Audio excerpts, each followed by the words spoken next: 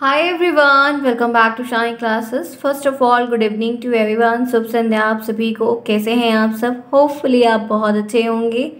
चलिए आइए शुरुआत करते हैं आज की इस क्लास की। हमारा टाइम हो चुका है, बज रहे हैं रात के 9 और हम यहाँ पर अपनी इवनिंग में क्लास करते हैं। आज हमारी ये क्लास हो रही है इंग्लिश की। आज आपकी जो क्लासेस है 4 बजे भी हुई थी। पेपर 1 आपको पढ़ाया गया था। आप में से जो स्टूडेंट नहीं देखे हैं वो ज़रूर से जाएँ, ज़रूर देख लें। आप लोगों को हर एक चीज़ जो वीडियोस के कॉलम होते हैं वहाँ पर आपको आपकी क्लासेस मिलती है। प्लेलिस्ट बनाई गई है, आपको वहाँ पर भी है और टेलीग्राम पर भी लिंक दिया गया था, तो आप वहाँ से भी देख सकते हैं अपनी क्लास को।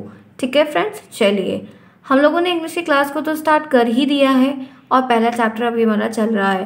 पहले चैप्टर में कई सारे मेथड्स और अप्रोच और काफ़ी कुछ बातें हैं जो मैंने आपको सिलेबस में डिस्कस किया था और उसके कुछ टॉपिक्स मैंने आपको कवर भी करवा चुकी हूँ पहले।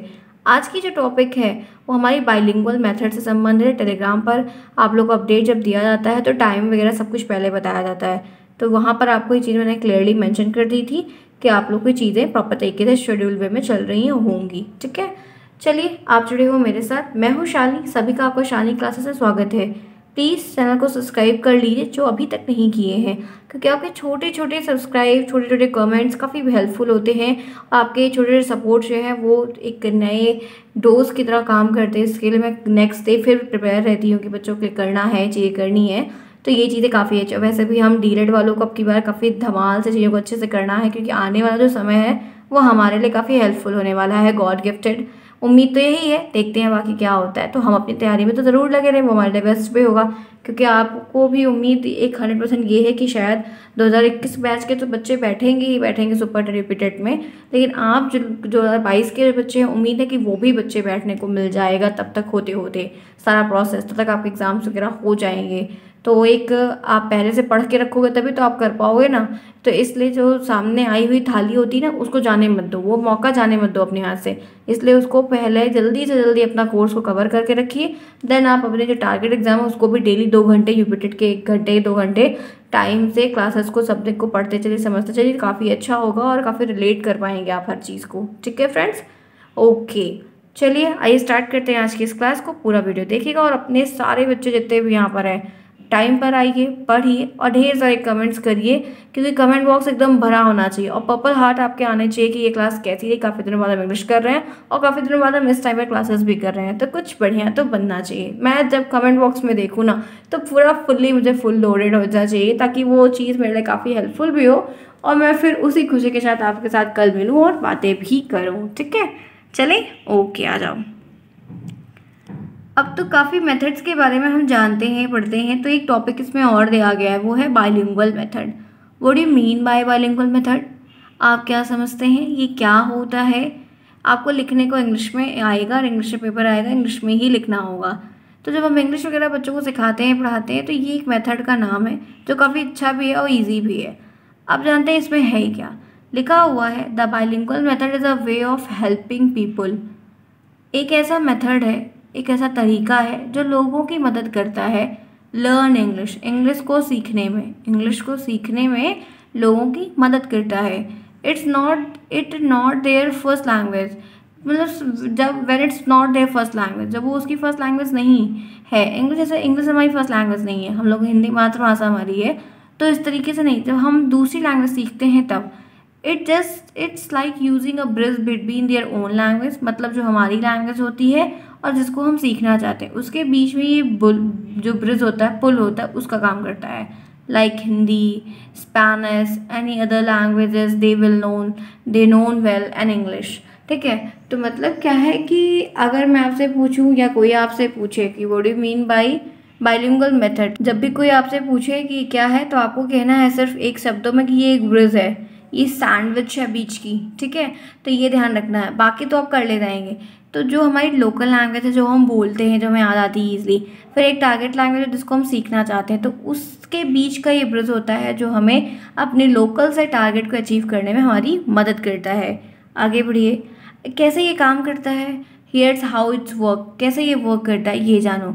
तो सबसे पहले starting familiar, at first we use English they already know well, like Hindi, to teach when they new things। हम सबसे पहले उस लैंग्वेज को ध्यान में लेकर चलते हैं जिसको हम पहले से अच्छे से जानते हैं, जिस पे हमें कमांड है। They help them feel comfortable, understand better. फिर उससे हम उस लैंग्वेज को रिलेट करते हैं। फिर जब हमको ये लगता है कि हाँ ओके है, ठीक है, हम सीख जाएंगे, कर जाएंगे, तब हम उसके बारे में सोचते हैं, पहला। दूसरा, एडिंग इंग्लिश स्लोली। फिर हम एक एक के साथ, एक एक वर्ड, शब्द के साथ इंग्लिश को अटैच करते हैं। As they get more comfortable, जब हम धीरे धीरे उसके साथ कंफर्ट होते जाते हैं, we start adding English little by little. हम उसके साथ जैसे जाना, जाने को बेटा इंग्लिश में क्या कहते हैं, गो। घर, घर को इंग्लिश में क्या कहते हैं, होम। ठीक है। फादर, पापा, मदर, मम्मी। तो पहले तो हम नहीं बोला, पहले तो शुरू में क्या बताया बेटा, तुम्हारे बाबा है, ये नहीं बोला था कोई ग्रैंड दादा है, ठीक है, ग्रैंड जो है फादर है, सॉरी। तो ऐसा नहीं, हम एक एक वर्ड के साथ एक एक चीज़ जोड़ते हैं। बेटा बिल्ली, तो बिल्ली की क्या है, कैट, डॉग, कुत्ता। हम हर चीज़ को क्या करते हैं, जोड़ के सिखाते हैं, गाय, काऊ। तो ये हम क्या करते हैं, जैसे जैसे बच्चा कंफर्ट होता जाता है उस लैंग्वेज के साथ, टारगेट लैंग्वेज को सीखने के लिए, जब वो धीरे धीरे उसको लगता है कि हम सीख जाएंगे, तो जो वर्ड्स होते हैं उनके साथ हम एक एक वर्ड को जोड़ते हैं, जोड़ के चलते हैं। It might be use the simple words and sentence to begin.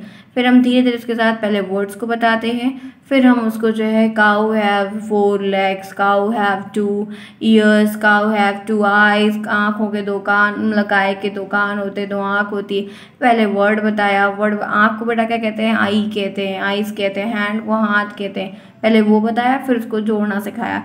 तो इसी तरीके से हम धीरे धीरे पहले लिटिल बाय लिटिल वर्ड्स पे गए, और वर्ड्स के जाने के बाद हम वो सेंटेंस पे गए। तो ये तरीका होता है बच्चे को टारगेट लैंग्वेज के साथ फैमिलियर बनाना। जिस चीज़ को सीखना है उस चीज़ के साथ इतना घुला मिला दो बच्चों को कि वो आसानी से सीख जाएगा, क्योंकि बच्चे का उसमें मन लग जाएगा। Looking at both we show them how they are things are similar और different between them own language and English. हम फिर क्या करते हैं, दोनों को एक तराजू पे रखते हैं, दिखाते हैं, देखो ये भी वही, ये उसका मतलब भी वही, उसका मतलब भी। हिंदी में वही चीज़ लिखी है तो भी वही उसका अर्थ निकल रहा है, इंग्लिश में वही चीज़ कोई बोला तो उसका भी वही अर्थ निकल। 2 + 2 = 4 होता है। फिर आप अगर 2 × 2 करोगे तब भी 4 आएगा, 2 + 2 करोगे तब भी 4 आएगा। ठीक है।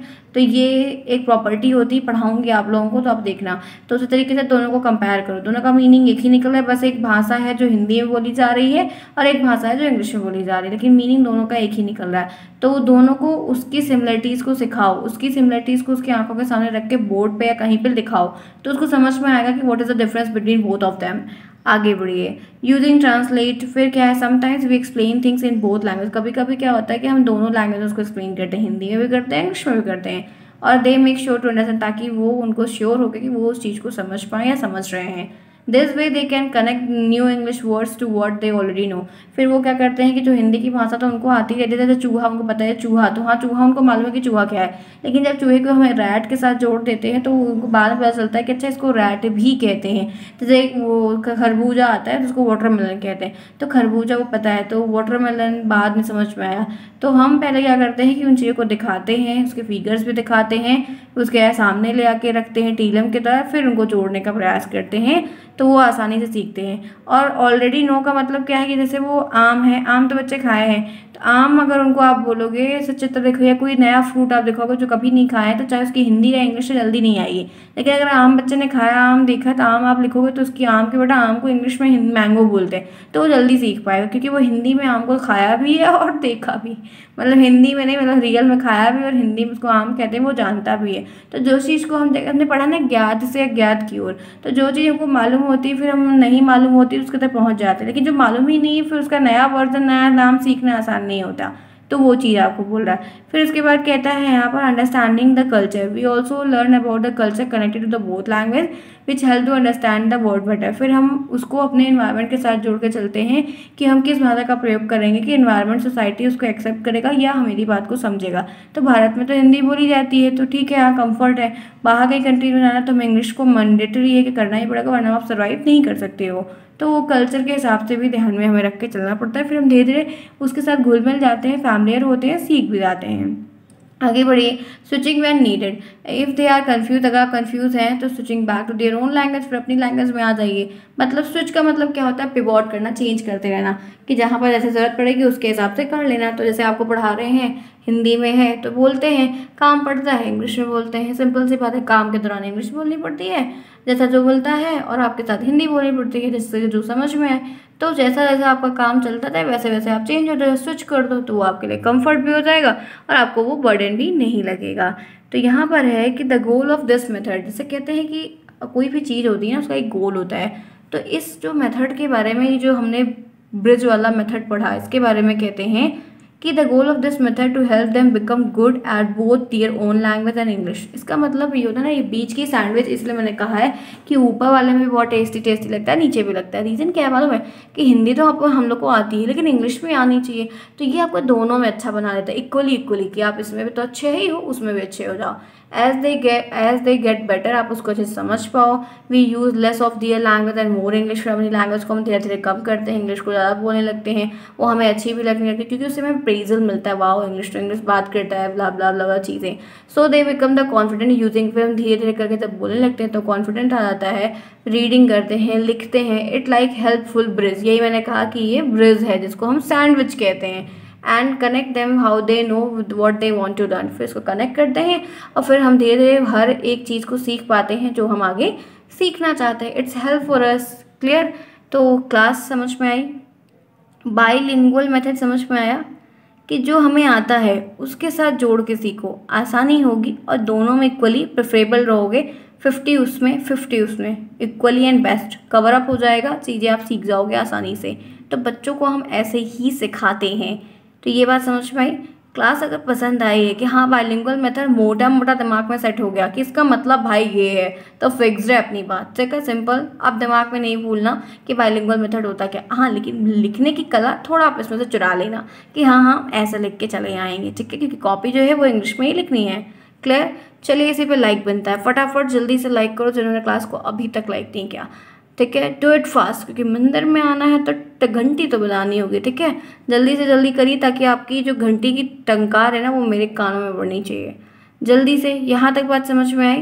क्लियर कट में सभी को? कमेंट बॉक्स में आज आपके कमेंट्स होने चाहिए कि हाँ आपको बाइलिंगुअल मेथड समझ में आया, ठीक है। चलिए अब बात करते हैं एक नया टॉपिक इसी में, features of bilingual method to teaching English. इनके कुछ फीचर्स भी हैं। फीचर्स को हम कैरेक्टरिस्टिक के कॉलम में भी एडअप कर देते हैं, जैसे लिखने को आए कि बाइलिंगुअल मेथड की कोई 2 कैरेक्टरिस्टिक लिखिए तो आप आसानी से लिख दीजिएगा, ठीक। तो पहली है यूज़ ऑफ 2 लैंग्वेज, इसमें 2 लैंग्वेज का यूज़ होता है। The primary characteristic of this method is use both the learners native language L1 जिसको लिखा हुआ है and the target language English as a medium of instruction. ये इंग्लिश यहाँ पे L2 है। L1 L1 क्या है? जो हमें लोकल में आती है, जिसको हमने किसी स्कूल में नहीं सीखा, और जो हमें सीखनी है नहीं आती वो हमारी L2 है। तो ये दोनों लैंग्वेज को यूज़ करता हुआ, दोनों लैंग्वेज को यूज़ करते हुए हम चीज़ें सीखते हैं तो हमें आसानी से आ जाती है, क्योंकि एक हमें पहले से आती है और एक हमें सीखनी होती है। तो दोनों के बीच में इस मेथड को जब यूज़ करके बच्चों को सिखाया जाता है तो बच्चे आसानी से सीख लेते हैं। तो ये इनके कैरेक्टरिस्टिक के अंतर्गत आ जाएगा। दूसरा पॉइंट है कि स्टार्टिंग इन L1 का मतलब लैंग्वेज 1 है।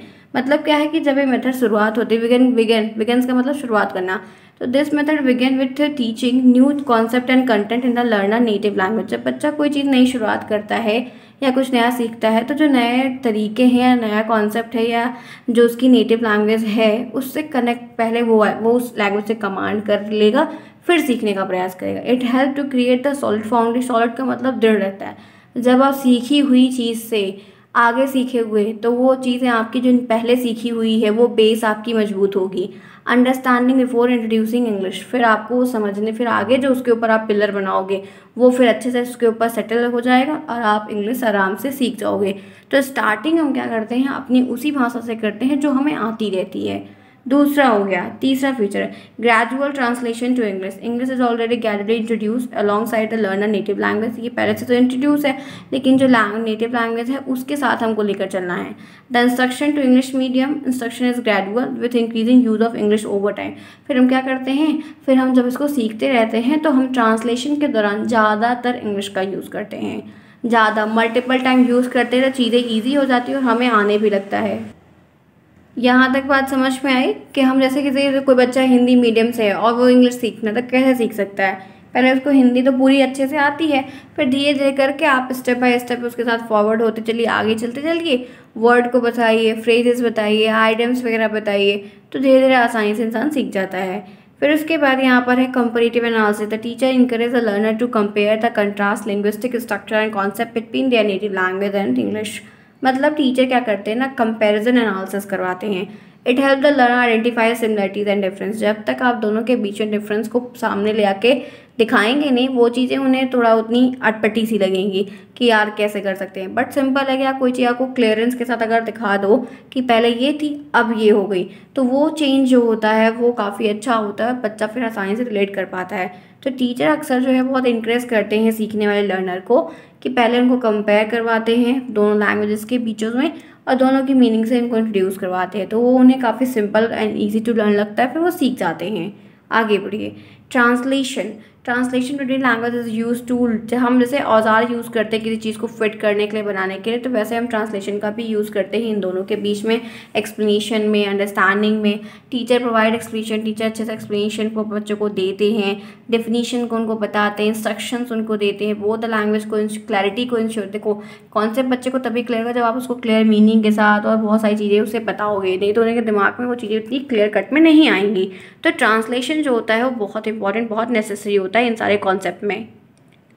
उसके बाद आप देख सकते हैं फिर आपको यहाँ पर दिया गया है कि interactive approach, learners engage to meaningful activities. फिर जो बच्चे होते हैं जब आप उनको हर चीज़ को रिलेट कर पाओ, क्यों सिखा रहे हो, क्या से मतलब होगा, मीनिंग क्या है उनकी, कैसे वो रियलिस्टिक वर्ड के साथ उसको जोड़ पा रहे हो, डिस्कशन करो, एक्सरसाइज करवाओ, बहुत सारी लैंग्वेज को सिखाओ, तो वो काफ़ी अच्छा होता है। बच्चे उसमें पार्टिसिपेट करते हैं। आपको बात मालूम है कि करके सीखना आपने सुना था, जितना बच्चा करेगा उसे उतना मज़ा आएगा और जितना मज़ा उसको आएगा उतना वो सीखेगा। सिंपल सी बात है। खेलने के लिए बच्चे को मना करो, लेकिन दिन भर खेलेगा, दिन भर खेलेगा और फिर थक के सो जाएगा, लेकिन उसको उसमें मज़ा आ रहा है इसलिए वो खेल रहा है और सीख भी बहुत जल्दी जाता है।